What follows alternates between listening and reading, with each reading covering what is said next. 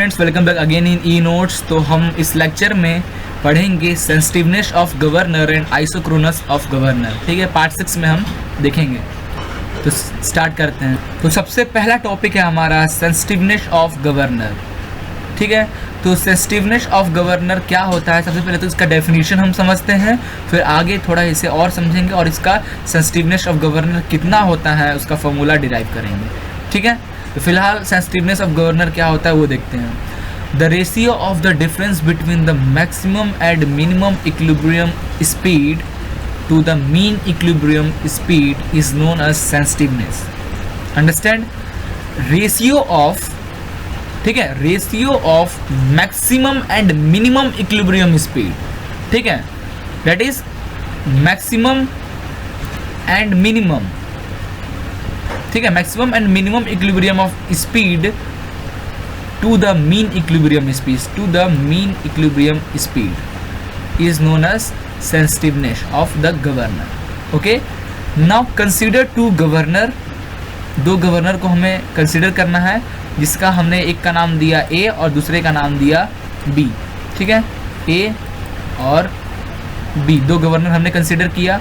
Running at the same speed, दोनों same speed से run कर रहे हैं। Now when this speed increase और decrease by a certain amount. ठीक है, अब इस जो फॉर एग्जांपल आपने दो गवर्नर लिया, ठीक है, दो गवर्नर लिया। अब आप दोनों गवर्नर कभी स्पीडली रोटेट हो रहा है, कभी स्लोली रोटेट कर रहे हैं। ठीक है, तो आप देखोगे यहाँ पे when the speed increases or decrease by a certain amount, the lift of the sleeve of a governor A is greater than the lift of the sleeve of governor B। ठीक है, या अगर आप स्पीड को increase करो या decrease करो, आप देखोगे कि आपका जो गवर्नर ए है, ठीक है, इस ग्रेटर, जो गवर्नर ए में जो स्लीव का लिफ्ट हो रहा है वो ज़्यादा हो रहा है as compare to B. Sleeve का लिफ्ट ए में, गवर्नर ए में ज़्यादा हो रहा है एज कंपेयर टू बी, जब आपका स्पीड फास्ट बढ़ रहा है या फिर कम हो रहा है आपके गवर्नर का। ठीक है, तो आप देख रहे हो ये चीज़, ये फिनोमेनन आप ऑब्जर्व कर रहे हो। तो ऐसा क्यों हो रहा है और क्या है ये? यही है आपका सेंसिटिवनेस ऑफ गवर्नर, गवर्नर का सेंसिटिव नेचर। ठीक है, थोड़ा बहुत एरर, थोड़े बहुत सेंसिटिवनेस होने के कारण गवर्नर ऐसे रिएक्ट करता है। ठीक है, now it is then said that the governor A is more sensitive than the governor B। ठीक है, let us consider n1 is the minimum equilibrium speed and n2 is the maximum equilibrium speed, then n is the mean equilibrium speed, which is equal to n1 plus n2 upon 2।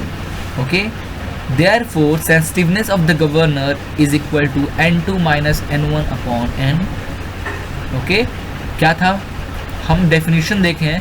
The ratio of the difference between the maximum and minimum equilibrium speed, maximum and minimum equilibrium speed upon mean equilibrium speed. Okay, which is equal to 2 n, क्या था आपका?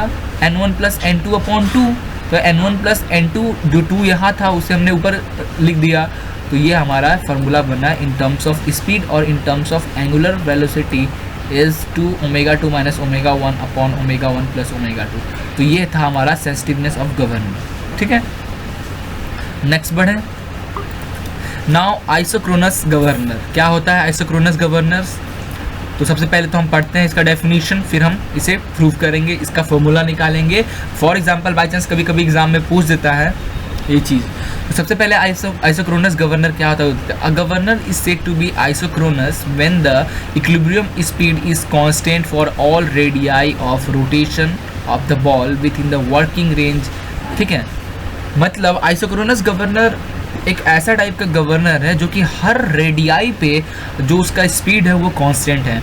Means eight are पे भी governor का speed 200 RPM है, eight R1 पर भी governor का स्पीड 200 RPM है, एट R3 पर भी अब गवर्नर का स्पीड कैसा है?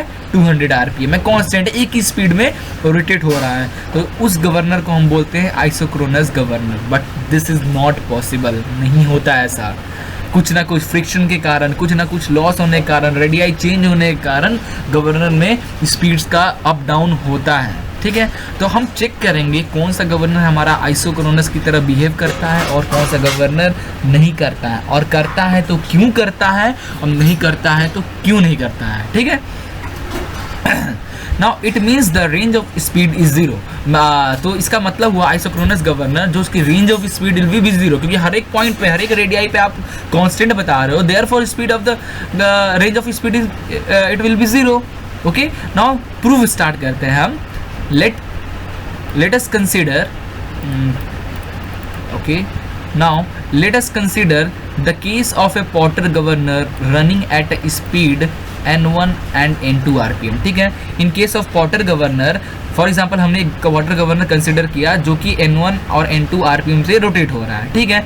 देयरफॉर ओमेगा स्क्वायर, हमारा पॉटर गवर्नर का फॉर्मूला आया था omega square is equal to m plus small m plus capital M upon 2 1 plus k upon small m into g upon h1 आया था, g अपॉन h ओमेगा स्क्वायर का, angular velocity का। Now हम at n1 और n2 निकालना है, तो ओमेगा का फॉर्मूला होता है 2 पाई n अपॉन 60। तो एट n1 2 पाई n1 अपॉन 60 का whole square is equal to this, और यहाँ h होता था तो हमने n1 के लिए निकाल रहे हैं तो h1 यहाँ पे आ गया, ये तम। देयरफॉर फॉर n2 के लिए हमारा h की जगह h2 आ गया, बाकी सेम फॉर्मूला जो है सेम है। तो this is my equation 1 and this is my equation 2, ठीक है। नाउ फॉर आइसोक्रोनस, ठीक है, फॉर आइसोक्रोनस गवर्नर आपका आइसोक्रोनस है, the range of speed should be zero, जो रेंज ऑफ स्पीड है वो जीरो होना चाहिए, ठीक है। This means n2 minus n1 is equal to zero, range of speed zero होगा। This means n2 minus n1 range, ये नहीं हुआ maximum speed minus minimum speed या minimum speed, this is the range. Therefore if n2 minus n1 is equal to zero, because this is isochronous condition, और therefore n1 is equal to n2 लिख सकते हैं।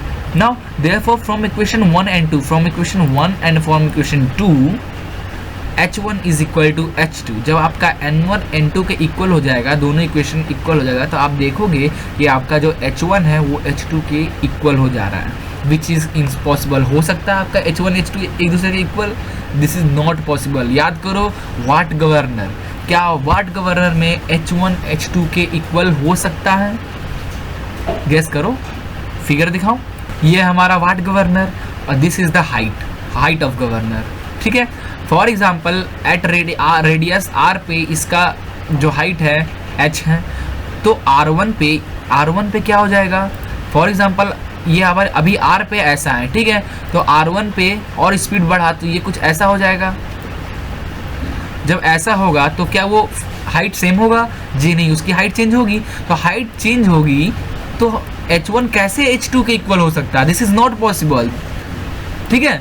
Therefore which is impossible in case of Potter governor, therefore hence Potter governor cannot be isochronous, means Potter governor जो है आपका वो isochronous नहीं हो सकता।